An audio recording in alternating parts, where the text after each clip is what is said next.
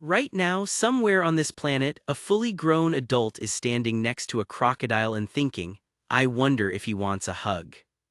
Not a toy crocodile, not a picture of a crocodile. An actual living, breathing crocodile with 80 teeth and 400 million years of evolution telling it to bite things. And yet there the person stands, smiling, arms open, heart full of hope. Wildlife rangers spend entire careers trying to stop this from happening. Fences get built, signs get posted, entire legal systems create punishments for exactly this behavior. And still, every single year someone looks at an animal that could end their life in seconds and thinks, this one seems different, this one seems friendly. Why? Why does the human brain look at danger and respond with affection? Why do we want to get close to things that nature specifically designed to keep us away? The answer is not stupidity, the answer goes much deeper than that. And by the time this video is over, you will understand exactly why humans have been doing this for thousands of years, and why they will never stop. To understand why humans befriend dangerous animals, you need to go back about 200,000 years. There were no cities, no roads, no buildings, no walls between humans and the wild world. Every single day was spent surrounded by animals, predators that could kill you, prey that could feed you, creatures that could lead you to water or warn you about danger. Survival did not depend on technology, survival depended on understanding animals. Which animal sounds meant safety, which tracks meant food was nearby, which behaviors meant something deadly was approaching. The humans who were good at reading animals lived longer, they ate better, they raised more children. The humans who ignored animals made mistakes, often fatal ones. Generation after generation, century after century, the human brain became extraordinarily good at one thing above all others: noticing living creatures. And not just noticing them, becoming fascinated by them, paying attention to them, wanting to understand them. That ancient wiring is still inside every human brain alive today.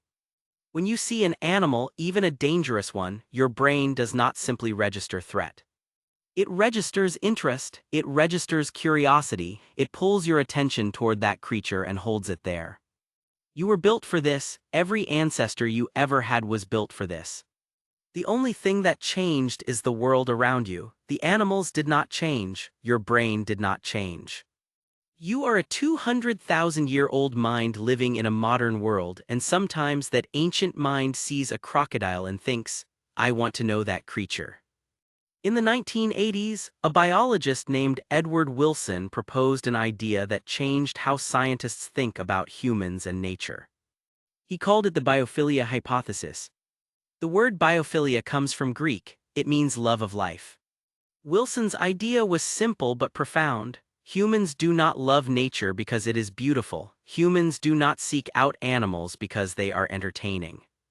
Humans are drawn to living things because our minds literally evolved inside the natural world. For hundreds of thousands of years, living things were everything. Plants meant food, animals meant survival. The movement of creatures through the landscape was the most important information available. A brain that ignored living things was a brain that made deadly mistakes. A brain that was endlessly curious about living things was a brain that stayed alive. Wilson argued that this attraction to life became built into us at a level so deep that it still operates today, even when we are surrounded by concrete and glass instead of trees and rivers. This is why people stop to watch birds through a window, why they keep houseplants even in tiny apartments, why they immediately feel calmer near water or trees. It is also why a person standing in front of a dangerous animal does not simply feel fear. They feel fascination. They feel a pull toward that creature that is almost impossible to describe but very difficult to resist. You are not crazy for wanting to touch a wild animal. You are simply doing exactly what 200,000 years of human evolution prepared you to do. But fascination alone cannot explain everything. A geologist is fascinated by rocks. Nobody tries to hug a rock. There is something else at work, something that makes certain animals almost impossible to resist. It starts with bobbies. Among all mammals on Earth, human bobbies are unusually helpless for unusually long periods of time. A baby horse can stand within an hour of birth, a wildebeest calf can run within minutes, a human infant cannot even hold its own head up for weeks. That extraordinary helplessness required an extraordinary response from human adults. Evolution needed to make sure adults would not simply walk away from infants that demanded so much care. So bobbies evolved features that make abandoning them almost psychologically impossible. Large round eyes, soft round cheeks, small noses, chubby uncoordinated limbs, high-pitched voices. Scientists call this set of features the baby schema. When you see something with these features, your brain releases a flood of chemicals that produce feelings of warmth, protectiveness, and an almost overwhelming desire to nurture. You do not decide to find a baby cute. The response happens before conscious thought even gets involved. Now here is where it gets interesting. The baby schema does not only activate for human bobbies. A puppy has large eyes and soft features. A kitten has a round face and small nose. A baby seal has enormous dark eyes and impossibly soft fur. A crocodile hatchling is only about 20 centimeters long and fits in the palm of your hand. Your brain sees these features and responds the same way it responds to a human baby. Warmth, protectiveness, a desire to get closer. And here is the problem. Baby crocodiles grow up. Baby bears grow up. Baby lions grow up. But the emotional association your brain formed when that animal was small and harmless does not simply disappear. Some part of your mind still reaches toward the creature it learned to find adorable, even when that creature now weighs 300 kilograms and has developed opinions about personal space. Scientists discovered something genuinely strange about the human response to cute animals. They gave it a name that sounds contradictory: cute aggression.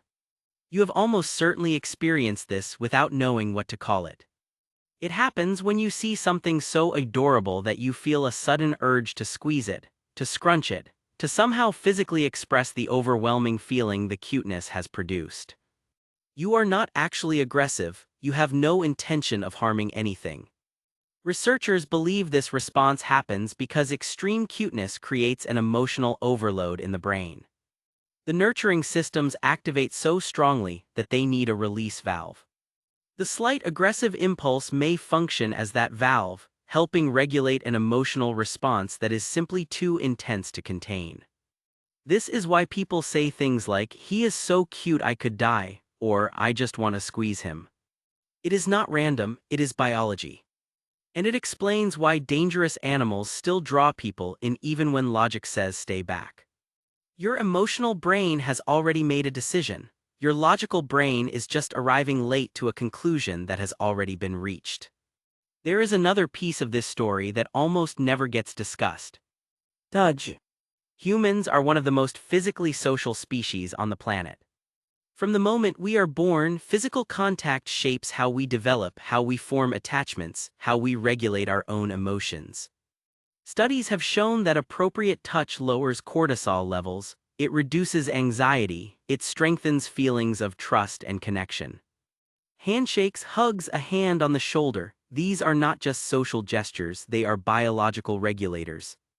Because touch plays such a central role in how humans connect with each other, we extend those instincts far beyond our own species.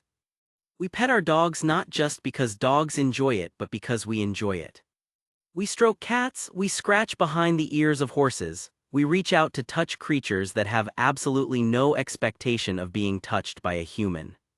When an animal appears calm or curious or in any way relatable, the human brain begins to treat it the way it treats other humans. And with humans, reaching out and making contact is one of the most natural things in the world. The problem is that a crocodile is not processing your gesture as a sign of friendship. A crocodile is processing your extended arm as a thing that is moving toward it. The mismatch between what the human intends and what the animal understands is precisely why wildlife rangers have such stressful careers. Now we get to the part of the story that explains the truly extreme cases. Not just wanting to pet a deer in a forest, but actually climbing into an enclosure, actually reaching over a barrier, actually making a decision that every rational thought in your brain should be screaming against.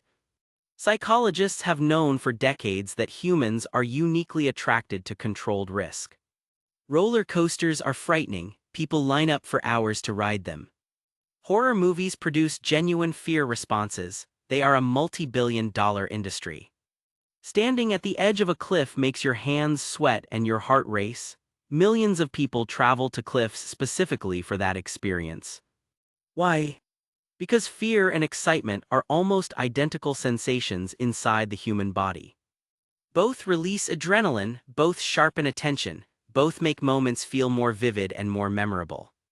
Researchers call this sensation seeking, the human desire to experience something novel, intense, and just slightly beyond what feels completely safe.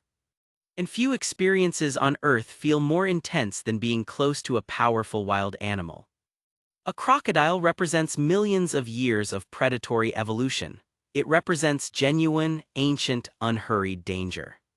But at a controlled distance behind a fence with a ranger nearby, that danger feels partially managed. Your brain receives the excitement, it does not fully process the risk. The result is a psychological state that feels extraordinary.